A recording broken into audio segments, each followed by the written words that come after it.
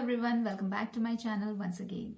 In this video today we are going to discuss how to make your study plan या फिर कह लीजिए how to plan your study. So without any further delay, let's get into the video. Now planning is very important in student life. अगर आप बिना planning के पढ़ते हैं तो आपको result उतने expected कभी नहीं मिलेंगे. Mark my words, कभी नहीं मिलेंगे. You have to plan everything in a proper way so that whatever you have expected you are going to get at the end of the session. So today in this video, I'm going to help out for that. Now, before I start the video, some of the tips I have added myself and some of the tips I have studied from somewhere else. But उन सबको मैंने combine करके आपके लिए final, tips की list बनाई है. And ये जो list है, मुझे लगता है it's going to help you a lot. Now, first point is you have to create an environment for you. Every home is different, every family is different, every student is different. Therefore, it is very important to create an environment for yourself first. If you are unable to make, please talk to your parents, take their help and try to create an environment for yourself. Environment matters a lot. किसी को खिड़की के पास पढ़ना पसंद है, किसी को दीवार के पास पढ़ना पसंद है. So according to that, you know what are your priorities and what is your convenience. Accordingly, you are supposed to make your space. But जब तक आप environment create नहीं करेंगे, it will be very difficult for you to sit and to focus. Now, after finding a good space and good environment for your study, next step is you have to make a timetable for yourself.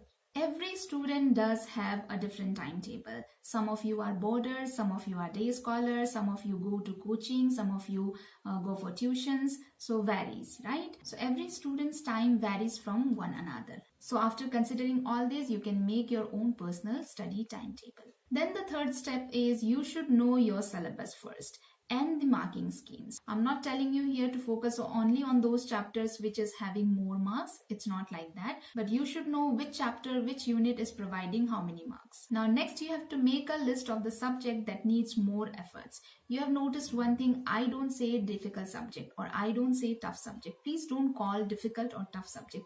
These are the words which creates a negativity, right? So you should not be calling any subject difficult. You should not be calling any subject, tough. Instead of that, you can say, I have to give more time to some subjects or I have to give this much of time to those subjects which I feel I have to give or put more efforts. Now, next point is touch every subject in a day. Yes, it is quite related to the previous point. You have to give more efforts to some subjects, but it doesn't mean you take some subjects for granted. No subject is too easy, no subject is too tough. You have to be consistent to every subject. Therefore, please don't focus only on one subject.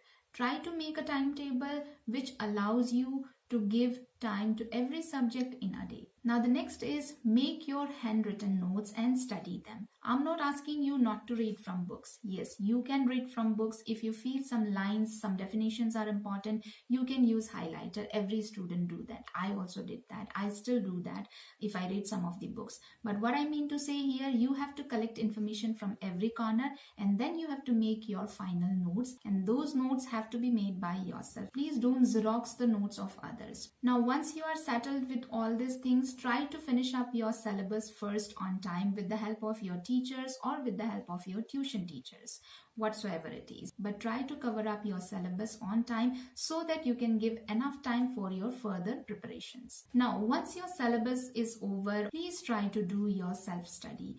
Your self-study is very much important. Doesn't matter how much time you spend with your teachers, with your coaching teachers or with your tuition teachers.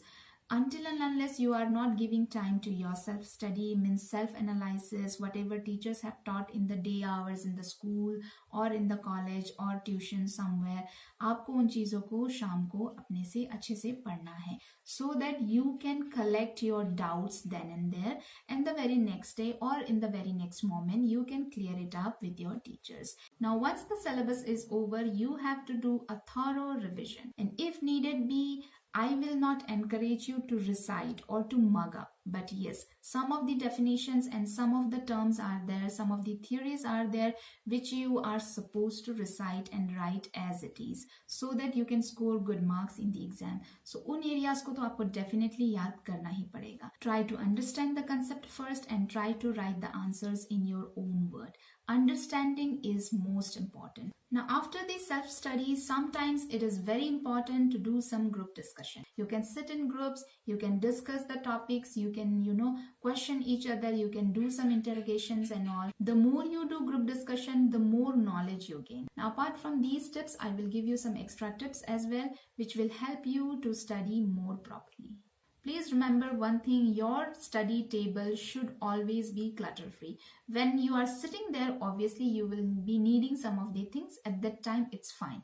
But once you are wind up with your study, learn to keep it clutter free. Time or the next day when you will be sitting, you will not be having trouble. And when you will be looking at your clean table, you will be having a clean mind to think clearly. Organize your books and notebooks in a proper way so that it should be reachable. You should not be searching for the books and notebooks here and there in the house or in the classroom. Same thing with these stationeries. It should be handy. It should be with you all the time. And last important point is you have to be consistent. You have to stay motivated and you should stop procrastination. Procrastination will only lead you to repentance, which is of no use. समय चले जाने के बाद आप पछताओगे. It is of no use. So please understand, समय रहते you have to know how to manage your time and how to give productive time towards your study so that when the result will come, you will be happy enough.